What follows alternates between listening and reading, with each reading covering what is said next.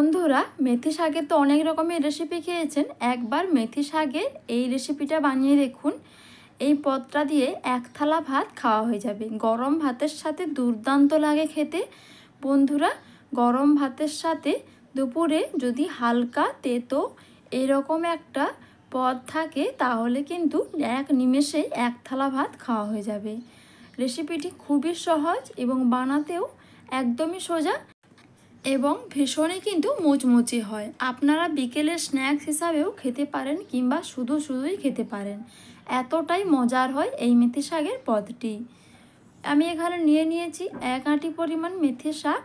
মেথি শাকটা দেখুন একদম কিন্তু ফ্রেশ। এবার একটা ক্যাঁচি দিয়ে আমি কেটে নিচ্ছি। ওপরে হালকা নরম ডাঁটা কিছুটা রেখে আমি শাকগুলোকে কেটে নিচ্ছি। নিচের যে শক্ত ডাঁটাটা রয়েছে এটা কিন্তু আমি নেব না।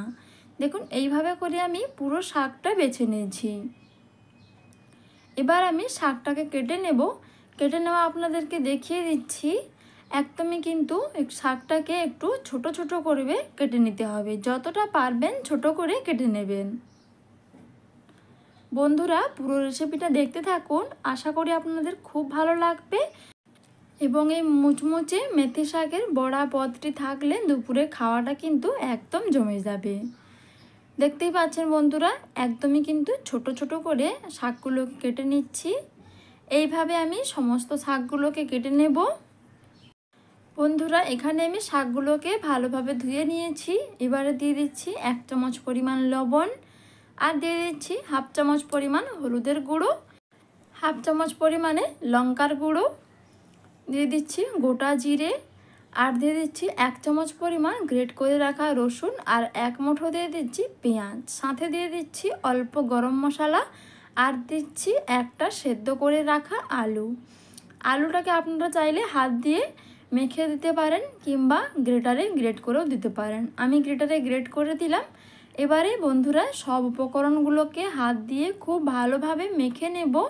ম্যারিনেশনের জন্য আমি এখানে দিয়ে দিচ্ছি 2 চামচ পরিমাণ চালের গুঁড়ো, যাতে বড়াটা খেতে একদমই মুচমুচে হয় ওপরটা, আর ভেতরটা আলুর পুর দেওয়া থাকবে। যেহেতু ভেতরটা কিন্তু নরম হবে এবং উপরটা কিন্তু ভীষণই মুচমুচে হবে। এবার আমি হাতে সামান্য তেল লাগিয়ে বড়াগুলোকে বানিয়ে নিচ্ছি এইভাবে। দেখতেই পাচ্ছেন বন্ধুরা কতটা সুন্দর হয়েছে দেখতে। একইভাবে আমি সমস্ত বড়াগুলো বানিয়ে নিয়েছি। এবারে বড়াগুলোকে ভেজে নেব। তার জন্য একটা তাওয়াতে আমি এখানে দিয়ে দিচ্ছি সাদা তেল। তেলটা ভালোভাবে ছড়িয়ে নিয়ে তেলটা যখন ভালোভাবে গরম হয়ে যাবে তখন একে একে মেথি শাকের বড়াগুলো দিয়ে দিচ্ছি। বন্ধুরা, এই মেথির বড়া শুধুই খাওয়া যাবে, ভীষণই খেতে ভালো লাগে। একদমই কিন্তু বেশি তেতো লাগবে না, হালকা তেতো তেতো। যেহেতু আলু পেঁয়াজ সব কিছুই মশলাপাতি দেওয়া আছে, তাই কিন্তু এর টেস্ট দুর্দান্ত হয়। গরম ভাতে হালকা তেতো খেতে কিন্তু দারুণ লাগে এই শীতকালে। এক সাইড যখন হয়ে যাবে অপর সাইডটাও আমি উল্টে নিচ্ছি। বন্ধুরা, রেসিপিটাও ভালো লাগলে অবশ্যই অন্যদের সাথে শেয়ার করে দেবেন। একদম নতুনই একটা রেসিপি। আপনারা বাড়িতে একবার না বানালে এর স্বাদ বুঝতেই পারবেন না কতটা টেস্টি। এইভাবে উল্টে পাল্টে আমি বড়াগুলোকে মচমচে করে ভেজে নেব। দেখুন বন্ধুরা, আমি প্রায় 3 থেকে 4 মিনিট সময় নিয়ে বড়াগুলোকে একদম মুচমুচে করে ভেজে নিয়েছি। দেখতেই পাচ্ছেন উপরটা কতটা মুচমুচে হয়েছে। বড়াগুলো আমার প্রায় রেডি হয়ে এসছে। এবার আমি একটা প্লেটের মধ্যে তুলে নিচ্ছি।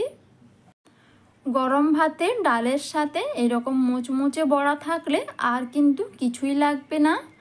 আপনারা নিরামিষে বানাতে চাইলে পেঁয়াজ রসুনটা ছেড়ে এখানে সাদা সর্ষে কিংবা সাদা তিল বেটেও দিতে পারেন, এতে স্বাদটা দুর্দান্ত হয়। দেখুন কতটা লোভনীয় হয়েছে বড়াগুলো। দেখেই মনে হচ্ছে এক্ষুনি সবগুলো খেয়ে নিই। বন্ধুরা, রেসিপিটি বন্ধুদের সাথে শেয়ার করবেন এবং আমার চ্যানেলে যারা প্রথম এসেছেন তারা অবশ্যই কিন্তু চ্যানেলটাকে সাবস্ক্রাইব করে রাখবেন। তাহলে যখনই কোনো নিত্য নতুন রেসিপি আপলোড করব সবার প্রথমে আপনার কাছে নোটিফিকেশান পৌঁছে যাবে। গরম গরম ভাতের সাথে নিয়েছি আমি 2 পিস বড়া। এবারে ভাতের সাথে মেখে খেয়ে দেখব। বন্ধুরা, খেতে কিন্তু অসম্ভব মজাদার হয়েছে। তাহলে বন্ধুরা আজকের মতো খেতে খেতে চলে যাচ্ছি। সবাই ভালো থাকুন, সুস্থ থাকুন, আবারও ফিরে আসছি নতুন রেসিপি।